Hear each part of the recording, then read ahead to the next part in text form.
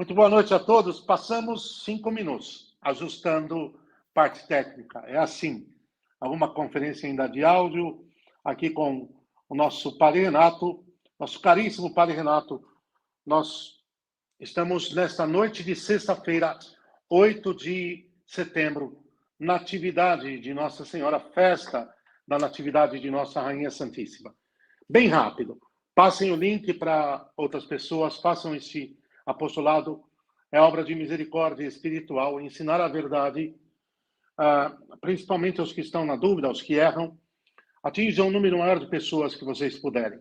Padre Renato aceitou essa empresa de zelo pelas almas, de estar conosco nas sextas-feiras, alguma ocasião que não puder, perfeitamente aceitável, mas ordinariamente assim o será. E nós vamos desenvolver dentro da série da playlist Iota Unum, vários temas pertinentes à doutrina, ao dogma católico. Neste momento, nós estamos trabalhando com uma riqueza assim imprescindível, uma riqueza enorme, com domínio próprio que o Padre Renato tem dos temas da nossa fé. Nós estamos tratando do Santo Sacrifício da Missa. Por que começamos com o Santo Sacrifício? Porque é o nosso maior tesouro. Bom, já disse muitas coisas. Padre Renato, bem-vindo, muito boa noite. Já não digo mais como convidado, porque o senhor já é parte aqui do nosso trabalho, do nosso apostolado. Afinal, quem não se inscreveu, já falo no início, porque quem assistir depois não perde o tempo. Ao final desta live, ou quando sair dela, se não conseguir assistir inteira de uma vez, já vá para o canal aqui mesmo no YouTube, Padre Renato Leite, e faça lá sua inscrição no seu canal. Belíssimas homilias, alimento espiritual, doutrinário sólido, vale a pena. Padre, já falei muito. Boa noite, sua bênção, Padre, nesse dia tão especial para todos nós. Entrego ao senhor a palavra para o senhor fazer as considerações iniciais, a oração e começarmos a trabalhar o tema. Boa noite, Padre Wander, e boa noite a todos os que nos acompanham. Salve Maria. Hoje, como o senhor disse, é uma data especial, porque é o nascimento daquela pela qual o Filho de Deus viria ao mundo, a Santíssima Virgem Maria. Então, uma sexta-feira toda particular para nós, não é? Esperamos que a graça deste dia corrobore esse apostolado que estamos fazendo aqui. Vamos pedir a intercessão da Virgem Santíssima para que os que assistem agora ao vivo, em tempo real, à transmissão, e os que vão assisti-la depois, o vídeo depois desta aula, possam colher os melhores frutos. Ave Maria, cheia de graça, o Senhor é convosco, bendita sois vós entre as mulheres, e bendito é o fruto do vosso ventre, Jesus. Santa Maria, Mãe de Deus, rogai por nós, pecadores, agora e na hora da nossa morte. Amém. Amém.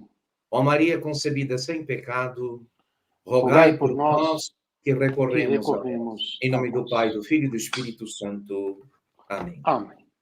Bem, eu recordo ainda que amanhã, sempre no dia seguinte, este mesmo conteúdo subirá no canal do Padre Renato e também poderá ser assistido, poderá ser estudado lá. Padre, nós trabalhamos os tipos de sacrifício no Antigo Testamento, o senhor avançou para a consumação do sacrifício no Novo Testamento, a obra da cruz perpetuada nos altares, trabalhou algumas realidades sobre o que é necessário para que aconteça o sacrifício perpétuo. Então, hoje nós vamos avançar no tema. Eu penso que, não sei o que o senhor gostaria de trabalhar, mas previamente tínhamos falado de continuar avançando em torno dos fins da Santa Missa. O que é ensinado como fim, como eles se dão, qual é realmente o fim que cada um deles cumpre. Depois poderemos aí, já vamos também na direção dos frutos, quem é alcançado por esses frutos e assim por diante, mas com toda a liberdade para o senhor alterar o roteiro e trabalhar como o senhor se sentir livre. Está bem assim? Então, padre, olhe, talvez em sintonia com os acontecimentos e ainda voltando, porque o tema que aborda a questão da missa como sacrifício, esclarece o problema que está... Eu tenho recebido o relato de uma série, não de um ou outro fato isolado, mas de uma série de acontecimentos que podem entrar na categoria de sacrilégios, de abusos contra o Santíssimo Sacramento. Não sei se as pessoas que nos assistem têm recebido notícias aqui e ali, de uma ou de outra forma. Nós temos recebido notícias de que tem se abusado deste sacramento, não é? Tanto do ponto de vista da obediência às regras, às normas litúrgicas, como do ponto de vista do oferecimento da Sagrada Comunhão a pessoas que absolutamente não têm nenhuma condição de comungar, porque nem cristãos são, nem batizados foram, e lhes é oferecida a comunhão. Então, eu queria abordar aqui o problema teológico de fundo, não é? Por que estas coisas estão acontecendo? Qual é o problema teológico de fundo que dá suporte para estes problemas, que tendem a se repetir, a se multiplicar?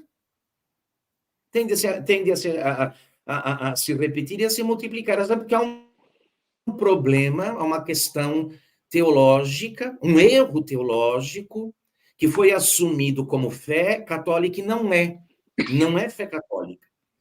E esse erro, padre Wander, e caros irmãos que nos acompanham, esse erro teológico dá margem para todo tipo de abuso, e diz que de sacrilégio também, tanto do ponto de vista da celebração da Santa Missa, como do ponto de vista da participação no Santíssimo Sacramento, da comunhão propriamente dita.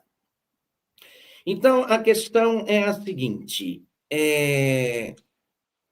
quando a Igreja, contra a Revolução Protestante, se viu na obrigação de definir a missa, isso foi, como já falamos em outra ocasião, na 22ª sessão do Concílio de Trento, a Igreja disse claramente que a missa é um sacrifício. A missa é um sacrifício.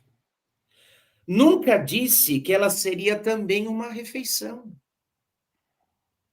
Nunca disse.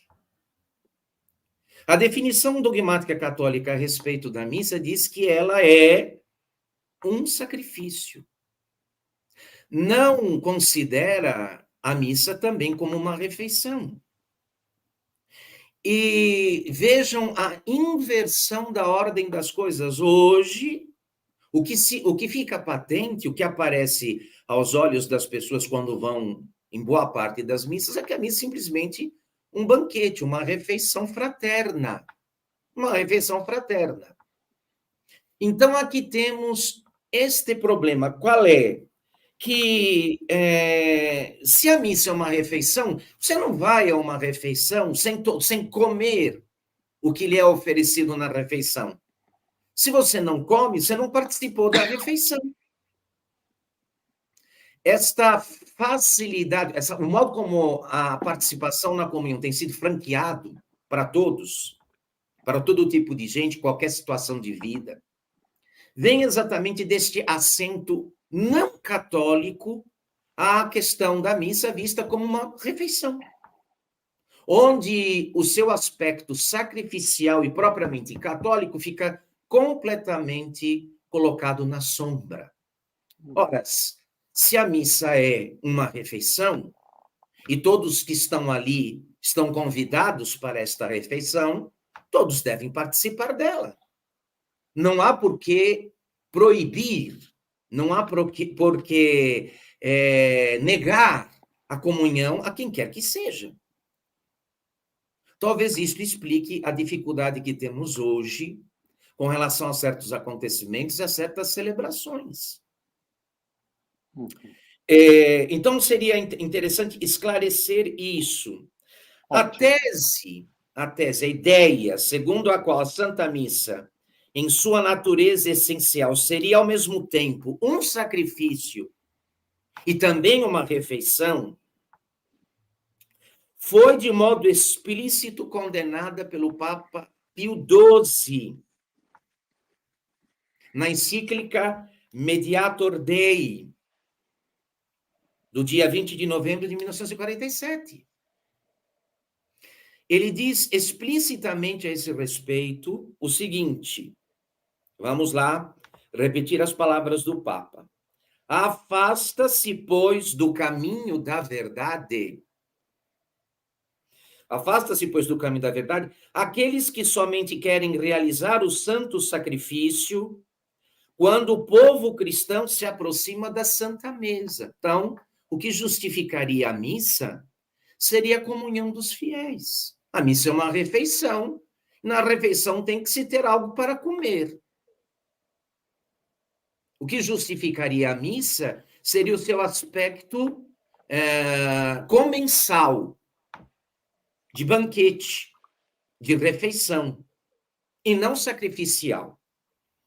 E afastam-se ainda mais aqueles que, pretendendo que é absolutamente necessário que os fiéis comunguem com o sacerdote, afirmam perigosamente que não se trata apenas de um sacrifício, mas sim de um sacrifício e de uma refeição da comunidade fraterna, fazendo da comunhão realizada em comum o ponto culminante de toda a celebração. Qual que é a parte mais importante da missa hoje? A comunhão. Ela é uma refeição. Portanto, não seria a consagração das espécies, não seria a consagração do pão e do vinho, a imolação sacramental de nosso Senhor Jesus Cristo na consagração separada do pão e do vinho e oferecida a Deus, perpetuando desta forma o único e perfeito sacrifício do Calvário. Isso não seria mais a finalidade da missa. A missa está ressignificada. Ela é um banquete. E como tal deve ser celebrada e como tal deve ser participada. Ora, se uma pessoa chega, não importa que tipo de pessoa, se uma pessoa chega onde um banquete é realizado, uma refeição, e alguém diz, você não pode tomar parte nessa refeição, seria um insulto. Simplesmente um insulto, não é? Uma discriminação vergonhosa. É um banquete, todos os que estão presentes foram chamados pelo Senhor e devem então participar. Não há por que proibir, não há por que impedir. Então, nós temos este problema, o acento não católico sobre este aspecto da missa, tido como sacrifício e refeição, ou apenas refeição, ou apenas banquete. Nós sabemos que há comunidades e sacerdotes que não têm nenhuma dificuldade em definir a missa e celebrá-la como uma simples refeição, um banquete comunitário da comunidade, ali uma refeição, um banquete da comunidade fraterna reunida. Esse é um problema. Padre Wander, quer acrescentar alguma coisa? Quer fazer alguma pergunta? Ainda temos mais alguma coisa que a adiantar a esse respeito. Não, ótimo, ótimo. Padre Renato, que ótimo que o senhor tocou nesse tema.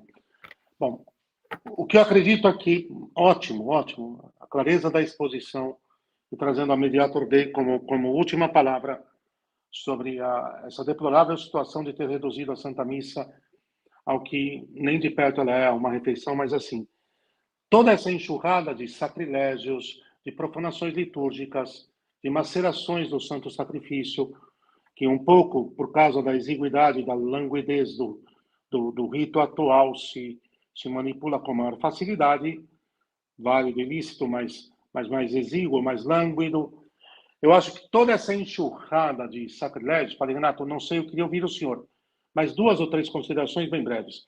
Me parece que é o que sempre existia, mas vem se agravando, é que a situação da pandemia, com a dita transmissão das Santas Missas, expôs uma ferida existente, mas que não estava, vamos dizer, conhecida publicamente de forma total, integral. Se tinha consciência, onde se tinha, do que estava errado ali, quando se tinha, naquele determinado local, mas aqui com essa enxurrada de imagens para cá e para lá, se expôs de fato que, muito bem, arrasaram com o altar, arrasaram com a liturgia, arrasaram com o nosso maior tesouro. Primeiro, então, eu acredito que a ferida existia. Segundo, cada vez mais realmente chegam notícias de que a profanação da Santíssima Eucaristia vem se multiplicando com vamos dizer, com a entrega do sacrossanto corpo de Nosso Senhor a todo mundo, não importa em que condições. E aí entra uma pergunta que o senhor responde se o senhor desejar, tá bem? Entra com o critério de justiça e discernimento do senhor. Onde estão os senhores bispos como guardiões da Sagrada Liturgia, como protetores do maior tesouro que temos? E terceiro, Padre Renato, não tem como não dizer os potenciais e possíveis remédios diante desta situação, porque assim, se nós olhamos, o senhor tem uma bibliografia muito vasta, se eu pego também aqui o que eu tenho, você vê que realmente a implosão do dogma, que é impossível de acontecer, mas é só uma forma de dizer, o ataque à lex credendi que nós temos, ela parte, sem dúvida alguma, do ataque da destruição da lex orandi, do nosso maior patrimônio do santo sacrifício. Então, amarrando os três, acho que a ferida veio à tona. Onde estão os que deveriam guardar o nosso tesouro e quais são os possíveis potenciais remédios, como o senhor quiser e até onde o senhor quiser.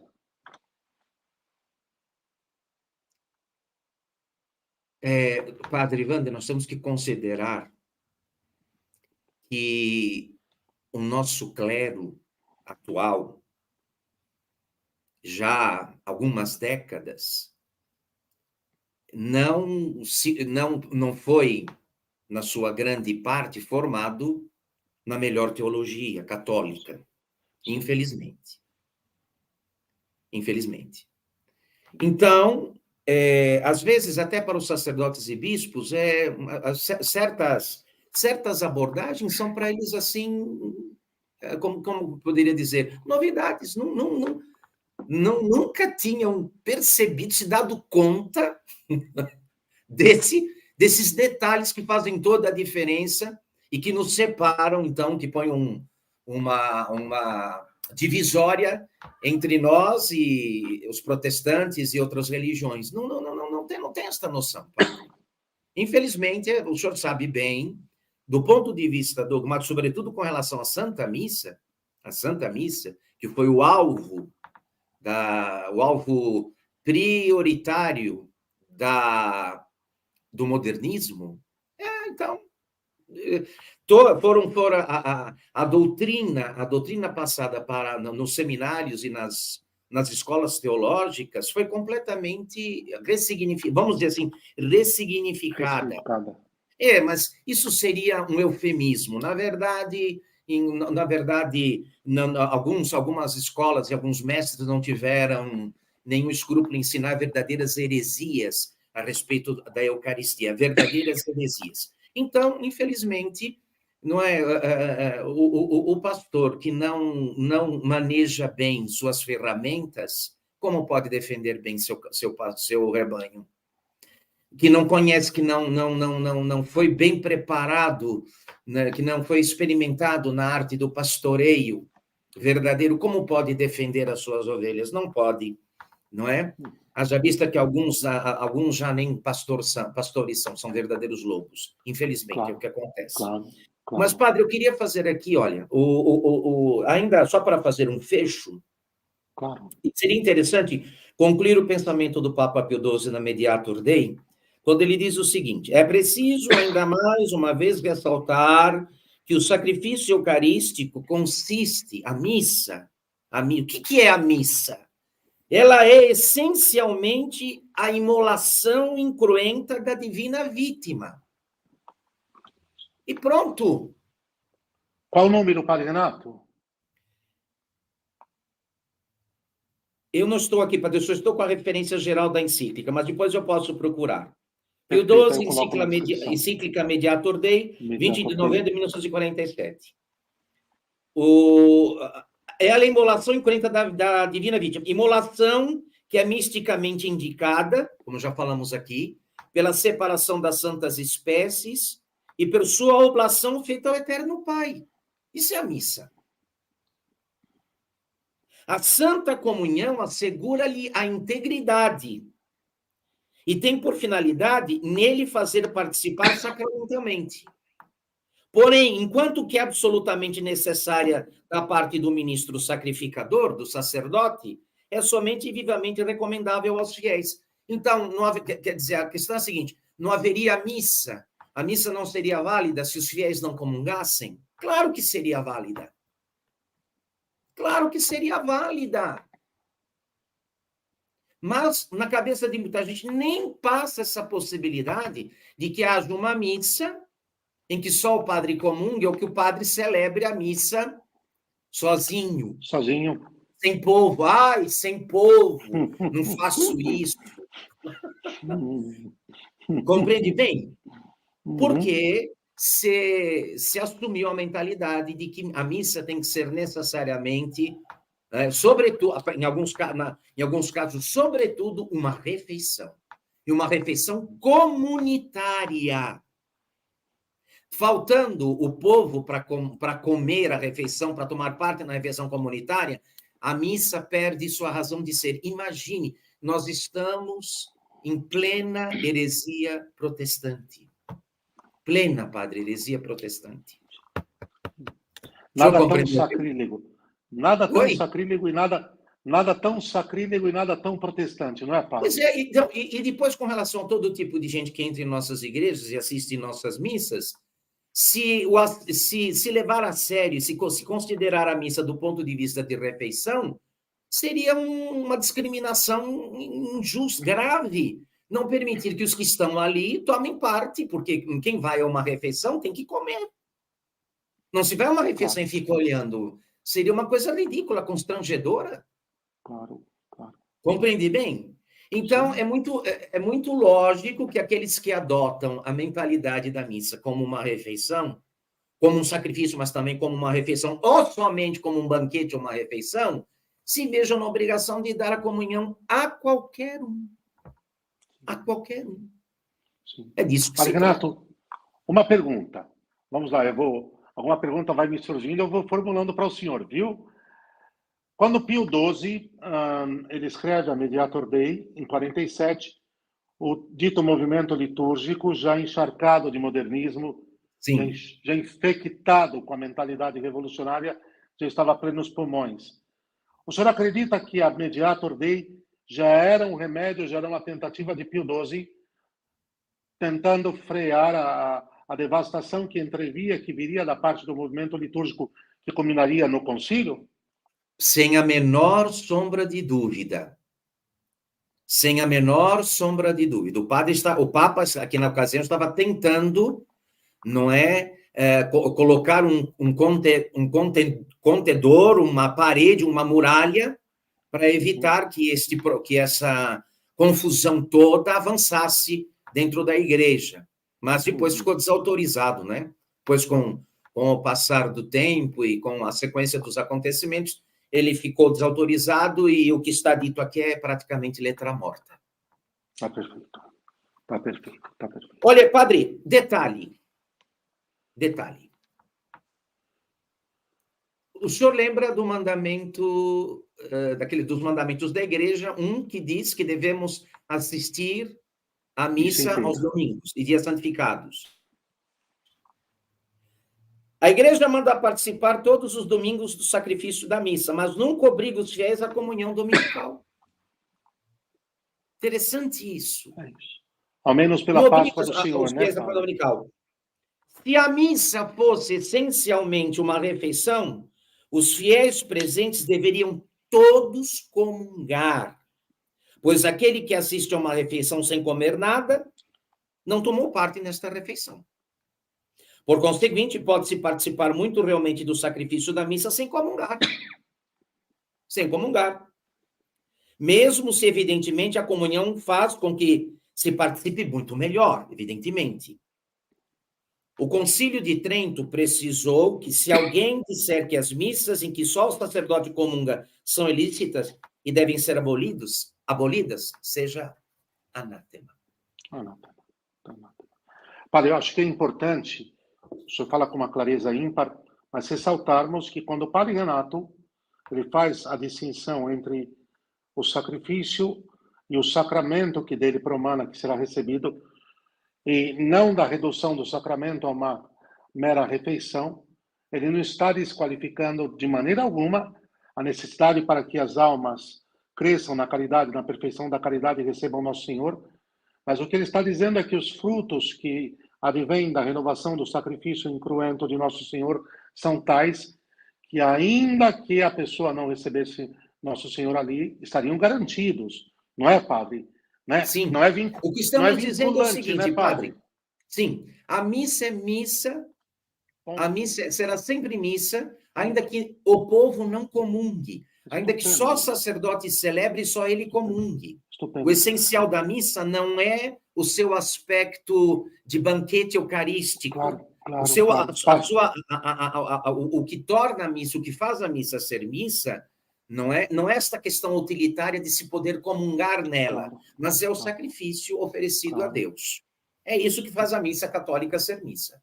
É isso, o padre resumiu. Eu coloquei talvez um acento para realmente deixar claro o zelo do sacerdote com Nosso Senhor no Santíssimo Sacramento está protegido, o que jamais, quer dizer, não é que o padre não está dispensando aqui ninguém de buscar a Santíssima Eucaristia com todas as condições necessárias para comungar. Está exorcizando a heresia protestante que invadiu as nossas igrejas e que reduziu o sacrifício perpétuo a nada. E, claro, portanto, daí, do ter reduzido a uma refeição, vale tudo. Vale a doutrina da empanação, como queiram, vale a transsignificação, vale todo tipo de absurdo. E, quer dizer, Padre Renato, ainda, perfeito, muito claro, mas ainda, quer dizer, a gente vê que nem, não sei se o senhor avaliza isso, mas assim, nem mesmo a heresia de Berengário de Tours, que foi já gravíssima, chegou ao grau tal de negação do sacrifício perpétuo e do milagre que opera-se no altar, como nós temos em nossos dias, não é, padre? Pois é um problema sério, e isso um dia vai exigir que a gente se junte, se reúna para discutir o assunto, porque a missa faz a igreja faz a missa morre, a igreja acaba. Sempre nos ensina. Outro detalhe, padre, veja bem, há muitas pessoas em situação de não poder, né, que estão em situação que não podem comungar, né, objetivamente falando. E alguns, dizendo que não podem comungar, se acham dispensados da obrigação de assistir à missa. Eu não posso comungar, eu estou em segunda união, vamos supor. Então, como muitas pessoas têm na cabeça que a coisa mais importante da missa é o momento da comunhão, e não o sacramento, não o sacrifício propriamente dito, se dispensam do dever de ir à missa. Eu não posso comungar, então não vou mais à missa. Mas mesmo para os irregulares, por qualquer razão, o preceito se mantém. Estupendo. O preceito se mantém. Então, então, não posso comungar, vamos supor, contraí segundas núpcias, estava casado na igreja, então, como agora não posso comungar, não preciso mais ir à missa. Pode e deve ir à missa. Pode e deve, é seu dever continuar assistindo à missa. Compreende bem? Porque o mandamento diz assistir à missa, não comungar nela. É isso. O mandamento manda assistir à missa, não comungar nela. É o primeiro mandamento da lei. Veja a sabedoria da igreja. Há irregulares, há pessoas que estão numa situação que não vão poder comungar mesmo. O que é que vai fazer? Mas tem obrigação de estar lá.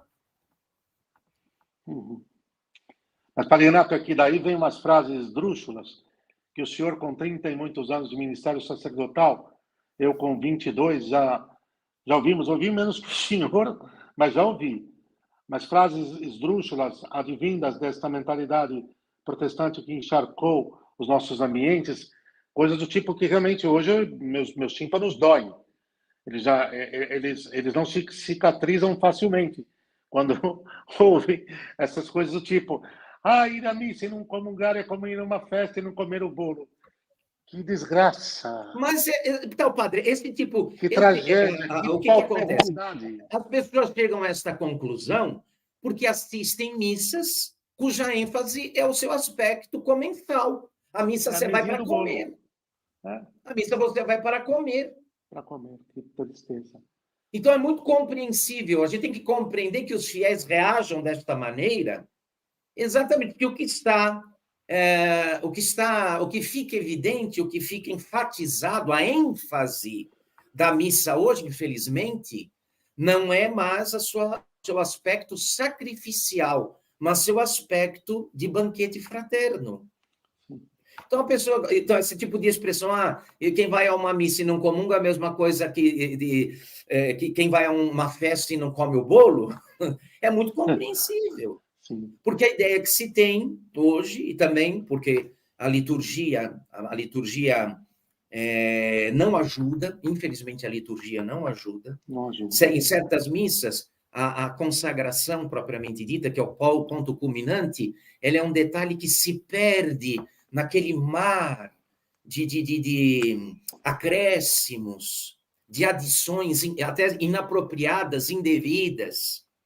Compreende bem? Deplorável. E os fiéis pobrezinhos, o que é que podem, vendo isso, a que conclusão chegam? Sim. Ficam perdidos. Ovelha sem pastor. Ovelha sem pastor, né, Padre Renato? Pois é, infelizmente, padre. Muito bem. Agora, então, remédios. nós precisamos, é por isso que é muito importante essa catequese que estamos fazendo. Evidentemente, nós temos que ter a compreensão, porque a crise é generalizada. Eu queria dizer aqui aos fiéis, tenham paciência com os sacerdotes e com os bispos.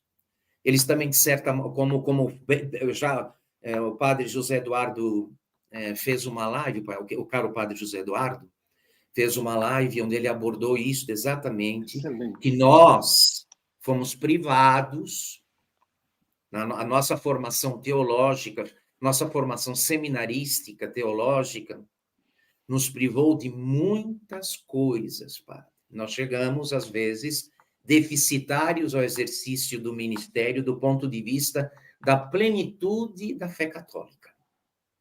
Porque nos foi como que negado isso, né? O acesso a boas fontes, a bons autores, não é? Um outro professor não era o mais indicado para ensinar futuros padres, o senhor sabe bem disso. Então, temos essa situação agora, o que é que vamos fazer? Vamos tentar aí, não é, com esse esforço de beber nas fontes da doutrina, dos concílios católicos, não é? Do catecismo, levar aos fiéis o esclarecimento necessário para que possam, não é?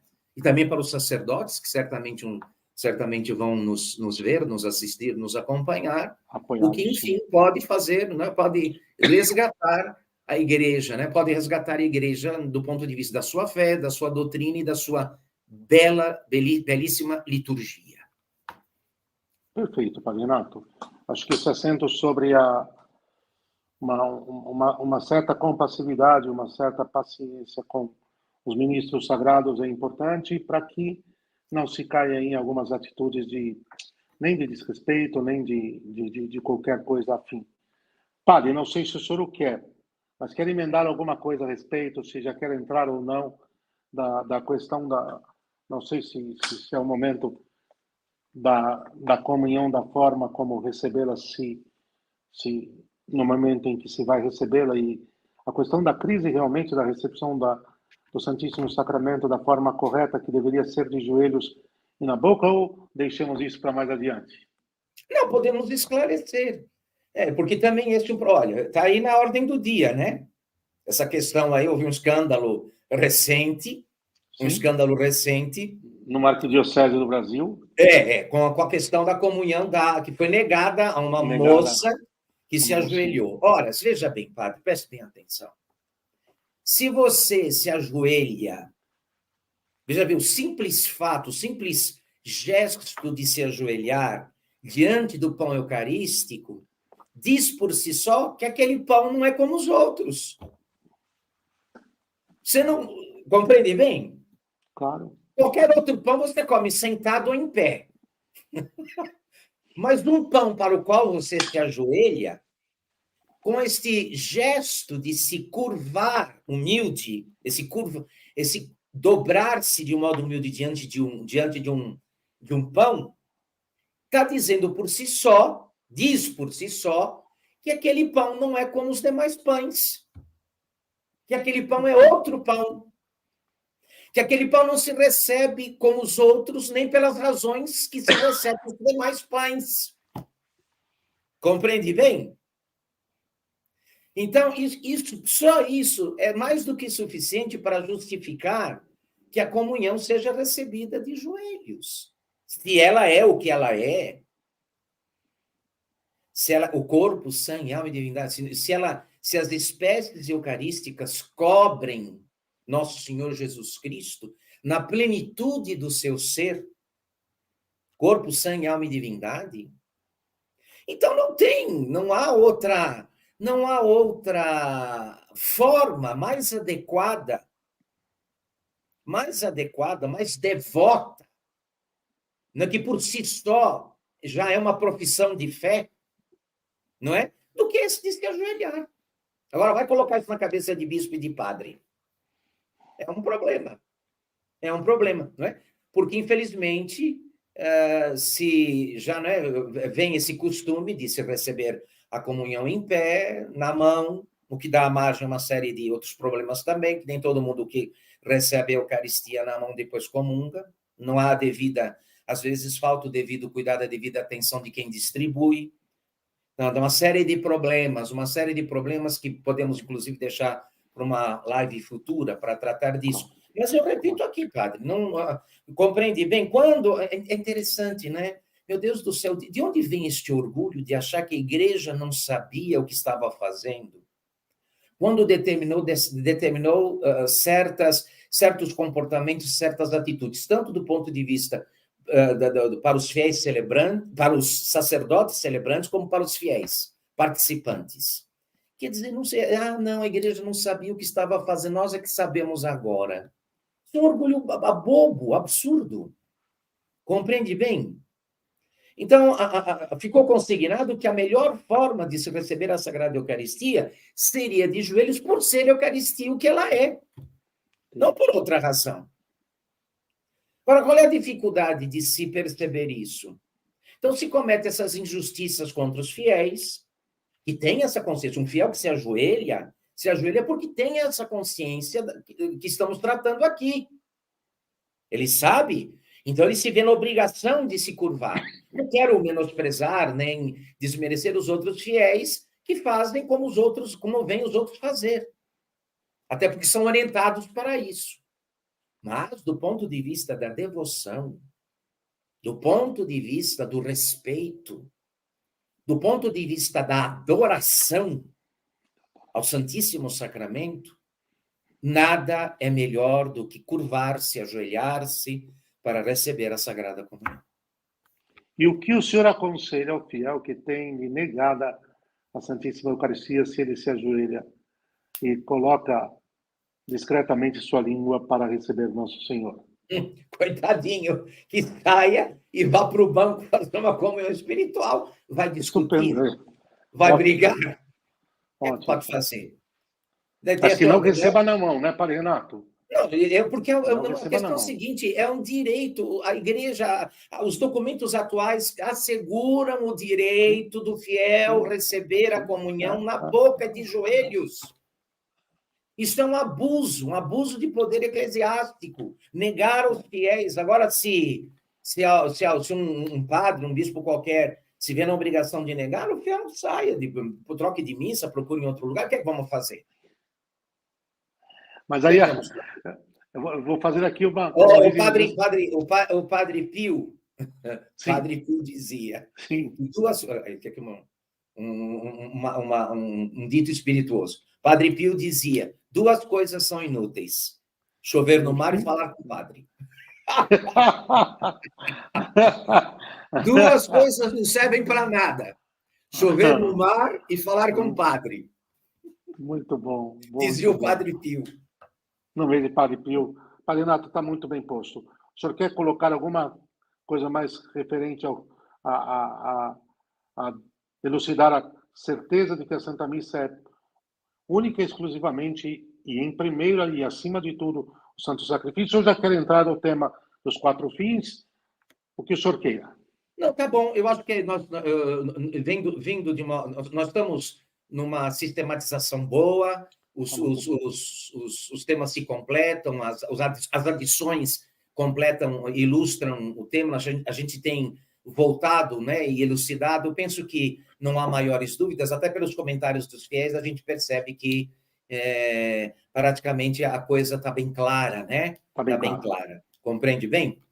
Agora, se for o caso, podemos tratar aí das finalidades da Santa Missa. Bom, vejam bem, só repetindo aquilo que o padre Wander esclareceu. O que faz a missa ser missa é o oferecimento do corpo e sangue do nosso Senhor Jesus Cristo, imolados no altar pela consagração que separa o corpo oferecido do sangue derramado, renovando de modo incruento sobre nossos altares o único e perfeito sacrifício da cruz. Com relação à comunhão dos fiéis, mas se não tem comunhão, não tem missa. A missa não é prioritariamente celebrada para os fiéis comungarem. Evidentemente que os fiéis devem e podem comungar, mas se não houver fiéis para comungar, se a comunhão não for dada aos fiéis, isso não invalida a Santa Missa. Isso não invalida a Santa Missa. Tá certo? Então, isso ficando claro, podemos aí prosseguir os nossos estudos aí, né? Na nossa reflexão, para aprofundar aí esse tema tão importante, que é o coração na missa. A missa é o coração da fé católica. A missa faz a igreja faz a missa. A igreja faz a missa. E o senhor sempre também nos lembrava, né, Padre Renato, que a tal missa corresponde a tal fé e a tal fé corresponde a tal missa. O senhor sempre nos ensinava isso. Padre, fim e frutos da Santa Missa. Vamos começar pelo fim, Padre? Talvez nessa parte final da catequese hoje nos atemos mais ao fim ou aos fins. Para que fim instituiu Jesus Cristo o santo sacrifício? O fim de uma forma mais solene e total. E dentro desse fim, em quantos fins ele se desdobra, quais são e como eles operam. Padre Wander e meus amados irmãos e irmãs aqui que nos acompanham, olha aí, a missa é celebrada para atender os 4 deveres que temos para com Deus. Pela missa, atendemos de modo pleno aos 4 deveres que temos para com Deus nosso Senhor. Então, em primeiro lugar, né, sem a menor sombra de dúvida, a missa presta a Deus o supremo culto de adoração, que é o culto de latria. Latria. Certo? Para fim lhe dar graças... né, Padre? Oi? Fim latrêutico. Fim latrêutico. É o ato pelo qual, unidos às intenções de Cristo crucificado, oferecemos a Deus o ato de suprema adoração, reconhecendo como Senhor absoluto de todas as coisas criadas. De todas as coisas criadas. Depois, Padre, lhe rendemos graças pelos benefícios recebidos e prestamos satisfação para aplacar a Deus pelos nossos pecados e para lhe pedir mais graças e mais benefícios, tanto para os fiéis vivos como para os fiéis já falecidos. Então, esses fins da missa atendem aos 4 deveres que qualquer fiel católico tem para com Deus nosso Senhor. É disso que se trata. A missa se oferece a Deus, primeiro para lhe render o culto supremo de latria ou adoração. Deus é o supremo, é o ser supremo, é o Criador e supremo Senhor de todas as coisas criadas. Como podemos nós honrá-lo quanto merece? A honra que lhe podemos tributar é nada, em confronto com a que lhe devemos. Não há devoção humana nenhuma que possa atender e satisfazer a essa obrigação.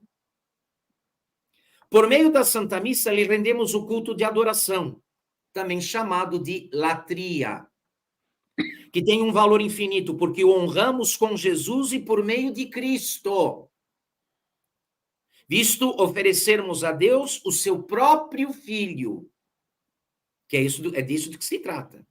O que é oferecido a Deus como objetos de adoração, de culto latrêutico supremo a Deus? O próprio Cristo, imolado na cruz.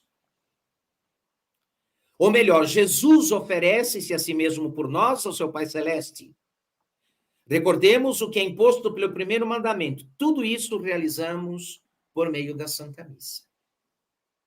Esse é o primeiro fim, padre. O senhor quer comentar alguma coisa? Não, padre, está muito bem. O senhor pode prosseguir. Tá ok. O segundo fim da Santa Missa, para lhe dar graças pelos seus benefícios, que são incontáveis. Quem de nós pode presumir essa conta? Quem de nós tem a contabilidade dos benefícios recebidos de Deus? E por isso, de quantas graças lhe somos devedores? Quanto devemos a Deus nosso Senhor, tanto na ordem da natureza como na ordem da graça? Somos eternos devedores. Ele nos criou, conserva-nos a vida, fez-nos e faz-nos tantos dons. Tudo que temos é dom de Deus, como bem vai afirmar o apóstolo São Paulo, que nos adotou por filhos no santo batismo, nos destinou ao paraíso, nos perdoou nossos pecados, libertou-nos do poder do diabo e do inferno. Então aqui, a ingratidão seria a coisa mais ignominiosa, mais vergonhosa, mais terrível. Dizer a alguém, como diziam os antigos romanos, és um ingrato, é dizer a pior coisa que se pode dizer de alguém. Dizer a alguém, você é um ingrato, é dizer o pior que se pode dizer de alguém, ou a alguém. Como podemos nós dar graças a Deus por tantos benefícios? As graças que lhe damos têm pouco valor. Na Santa Missa, Jesus dá graça por nós, e nós as damos a Deus Pai com Jesus. As graças que Jesus dá, e que são de merecimento infinito, correspondem, por isso, dignamente a todos os benefícios que recebemos. A ação de graças de Nosso Senhor é perfeita. Atende a este dever. Na cruz e na Santa Missa, ele realiza, ele supre este dever nosso. Responde a esta obrigação que temos diante de Deus de modo perfeito e satisfatório. Esse é o fim eucarístico, não é, Padre Renato? Sim, isto é eucarístico, exatamente, o fim eucarístico, para lhe render graças. Graças. Terceiro, muito importante, para o aplacar e lhe dar satisfação pelos nossos pecados, que são muitos. Nosso Senhor morreu em virtude dos nossos pecados. A missa é celebrada pelos fins pelos quais Nosso Senhor se deixou crucificar. O que é que fazem os bons moços quando ofendem alguém? Pedem-lhe perdão. Uma pessoa de boa índole, de bom caráter, se sabe que ofendeu alguém, pede-lhe perdão. E quando a injúria é grave, devem oferecer alguma reparação, alguma compensação pela injúria, pela ofensa grave. Não basta apenas pedir perdão. Uma pessoa que tirou a honra de outra pessoa, falando mal, levantando calúnias e difamando, não basta pedir perdão ao que foi difamado. Ela tem a obrigação de justiça de reparar a honra ofendida. Tem a obrigação de reparar a honra ofendida. Quantas vezes pecamos, quantas ofensas fizemos a Deus? Como havemos de reparar os nossos agravos? Que valem as nossas reparações, feitas a um Deus infinito. A um Deus infinito. De que valem as nossas finitas reparações e penitências feitas a um Deus infinito. Ah, imagina. No sacrifício da missa, Jesus aplaca por nós o eterno Pai, para que depois do pecado não nos castigue como mereceríamos. E aqui entra um aspecto da misericórdia divina que também está na sombra. Né? Quer dizer que Deus é misericordioso também porque não castiga como deveria. Por que Deus é misericordioso? Porque nunca castiga como deveria. Nunca. A proporção do que merecemos, não é, padre? Padre, inclusive isso, os autores que comentam os exercícios de Santo Inácio dizem exatamente isso. Nem quem está no inferno foi para o inferno que merecia. Estupendo. Nem que se condenou, nem quem foi para o inferno foi para o inferno que merecia. Por quê? Porque Deus é misericordioso, ou seja, ele nunca castiga como deveria.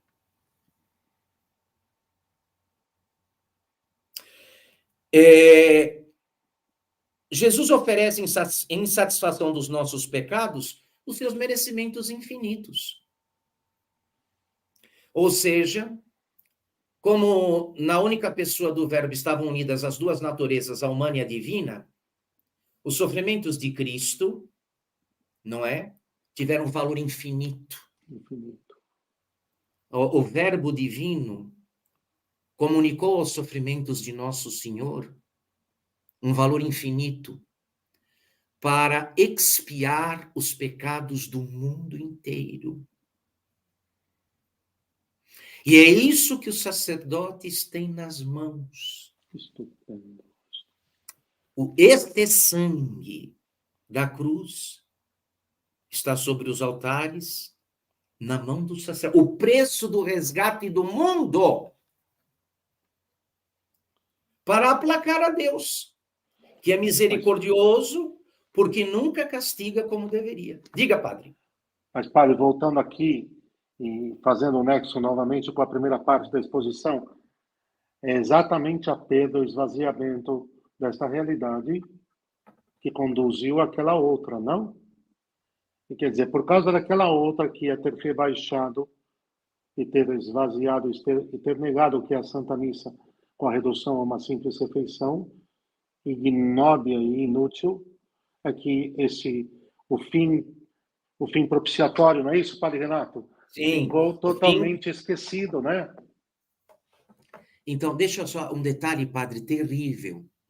Sim. Eu gostaria de levantar aqui para o senhor e para os fiéis que nos acompanham. Veja bem, se a missa é celebrada também para aplacar, já que nela é oferecido o sangue de nosso Senhor Jesus Cristo, né? Uma vez que a missa renova o único e perfeito sacrifício e ele é oferecido ao nosso Senhor Jesus Cristo para aplacar a justiça divina, não é? Que pede a Deus castigo pelos nossos pecados. O que dizer destas missas onde se fazem verdadeiros carnavais? Uma missa que deveria aplacar a Deus é praticamente uma ofensa a Ele. É o fim do mundo. É o fim do mundo. É o fim do mundo. Porque uma ação que deveria oferecer a Deus uma justa reparação, uma expiação pelos pecados, ao invés disso, o ofende, eu presumo que estaríamos no pior dos mundos. E que não me admiraria nada, se não caíssem maldições grandes sobre todos os envolvidos nesse tipo de situação. Perfeito. Esse tipo de situação que eu tenho para mim, Padre Renato, e aprendi com o senhor também, que eu já não tenho mais dúvida que pode ser que eu creio mesmo que injuria a Deus, né, Padre? Que o injuria, que o aborrece, que se os anjos pudessem, Padre, fariam a justiça divina ali naquele momento, e não é isso, mas fariam um extermínio. Não é isso, Padre Renato? Padre, olha, veja bem, por isso o cuidado com a liturgia, porque nós estamos lidando com coisas que nos superam. sobre as quais nós somos meros administradores, não somos proprietários do culto, do rito, da missa, de nada. A igreja a igreja cuja alma é o Espírito Santo, a igreja cuja alma é o Espírito Santo, quando se tratou de elaborar os ritos, não é? Conforme a tradição apostólica, conforme o que recebeu dos apóstolos, fez tudo de modo a preservar os fins da Santa Missa. Então, ela não depende do arbítrio de quem está celebrando, da opinião, da ideia de quem está celebrando. Compreende bem? Claro. Agora, evidentemente, se a missa é só uma ceia festiva, e aqui nós estamos no terreno pantanoso da heresia, né, da apostasia, então vale tudo. Sim, vale tudo. Show, circo. Então, uma refeição deve ser alguma coisa festiva, alegre, com música, e tudo bem. Mas se a missa é o que ela é, conforme o que a igreja sempre ensinou, nós precisamos rever nossos conceitos. E bateção de... Pare, agora isso é meu somente, hein? E bateção de palma para cá e para lá. E aquilo é explosivo, é combustível, é odioso. Pare, chegamos ao fim propiciatório, exposto de forma brilhante. Cumprido o fim propiciatório, nós entramos no quarto e último, chamado também de impetratório. Como é que ele se dá, Padre Renato? A missa, o fim dela também é pedir todas as graças que nós necessitamos para a vida e para a salvação de nossas almas. O fim da missa é esse: suplicar a Deus pelos merecimentos infinitos de nosso Senhor Jesus Cristo, cujo corpo e sangue estão ali como penhor, como assinatura, e nosso Senhor põe as nossas orações, antepõe as nossas orações, porque temos continuamente necessidade de graças temporais e espirituais, quanto a isso não resta a menor dúvida, para vencermos as paixões, para não sucumbirmos nas tentações, para praticarmos a virtude e para nos conduzirmos pelo caminho do paraíso. Estas graças pedimos-las por meio da oração, mas a nossa oração é curta, fraca. Na Santa Missa, Jesus roga e se oferece por nós. É ele a garantir o penhor das graças que pedimos. Se assistimos bem à Santa Missa, oferecemos ao Eterno Pai os rogos e os merecimentos de Jesus para obtermos tudo o que é necessário. Pode o Pai Eterno nos negar, seja que coisa for, se a pedimos oferecendo-lhe Jesus sacrificado por nós? Não pode, não nega. A oração de Jesus nunca é em vão. Jesus, antes de ressuscitar Lázaro, disse: ó Pai, eu sei que sempre tu me ouves. Sempre tu me ouves. Que lindo. A oração de Jesus nunca é em vão. E na missa, ele ora por nós e oferece-se por nós ao Pai. A missa é todo o nosso tesouro e todo o nosso bem, Padre, não temos outra coisa. Tudo. Padre, para terminarmos hoje, e depois vamos retomar de qualquer forma esses temas, porque eles são inesgotáveis. Bom, então, latrêutico, eucarístico, propiciatório, impetratório.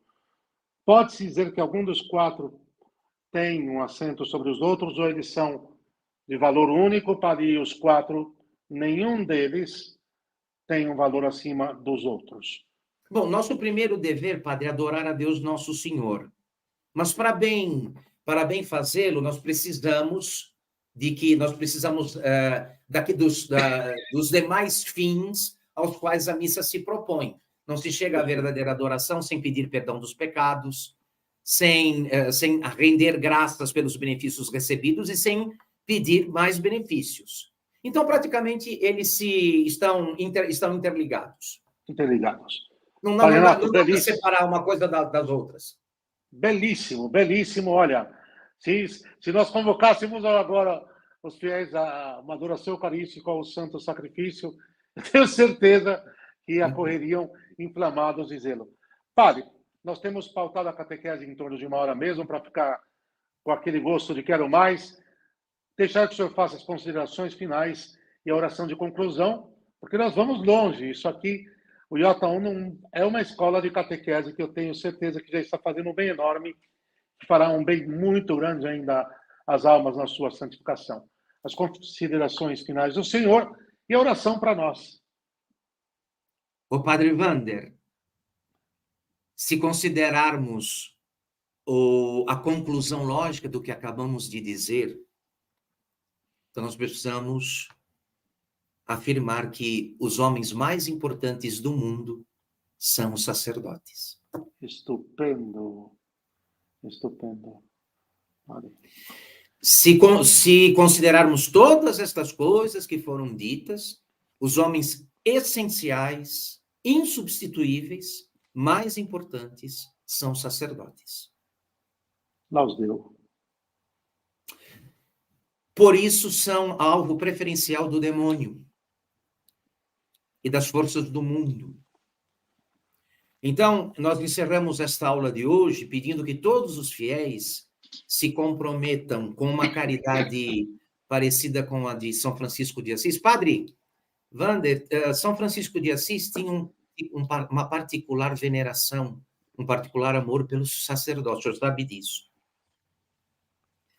E um dado curioso da vida de São Francisco é o seguinte: quando ele chegava numa aldeia, num lugar qualquer onde o padre era difamado, onde falavam mal do padre, ele já tinha fama de santidade. São Francisco a santidade dele já tinha corrido o mundo da época.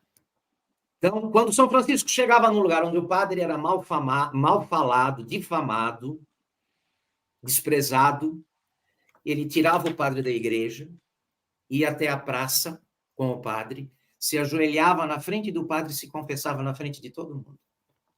Nossa Senhora. É dele também aquela expressão que dizia: se você vê um padre ou um anjo, cumprimente primeiro o padre, porque o anjo não pode fazer o que o padre faz. Então, eu termino aqui essas considerações dizendo isso. Ame o seu sacerdote. Ah, mas ele é isso, ele é aquilo. Ele fala, não, ame o seu sacerdote. E a melhor forma de amar um sacerdote é rezar por ele, interceder por ele, rogar por ele, não criticá-lo, não falar mal dele, não desprezá-lo. Na missa, ele é Jesus Cristo, não se esquece disso. Ah, é um vaso de barro, mas lá, dentro deste vaso, está o tesouro chamado Jesus. Então, o Senhor esteja convosco. Com teu espírito. Que vos abençoe o Deus Todo-Poderoso, o Pai, o Filho e o Espírito Santo. Abençoada noite, meus irmãozinhos queridos, minhas irmãs. Bom descanso. Que Nosso Senhor e Nossa Senhora permaneçam com cada um de vocês. Excelente, estupendo. Padre Renato, eu vou pedir ao senhor que fique mais um minutinho. Quero agradecer a presença nesta noite. Passem essa live, levem essa ótima catequese ao maior número de fiéis ou de pessoas que estejam precisando clarear suas confusas ideias. Amanhã esta live estará no canal do Padre Renato. Saindo daqui, vão até o canal do Padre Renato, assim que vocês deixarem. Vão se inscrever no canal dele, façam isso, farão um bem enorme. Semana que vem, segunda-feira, eu estou com vocês. A primeira live da semana será na segunda. E aí nós teremos o Retiro do Clero. Eu não sei como é que vai ficar a sexta-feira, mas eu vou propor uma coisa para o Padre Renato. Se conseguimos fazer de lá mesmo de onde nós estivermos a live da sexta. Não é, Padre? Sim, sem dúvida. Não é? Claro, a gente consegue fazer de lá. Ótimo, ótimo. Aí vamos estar juntos no mesmo lugar. Pronto, no mesmo lugar. Aí fazemos desde o mesmo lugar. Olha, todos ao santo sacrifício, hein? Todos. E um abençoado final de semana a todos. Os vejo na segunda-feira. Fiquem com Deus.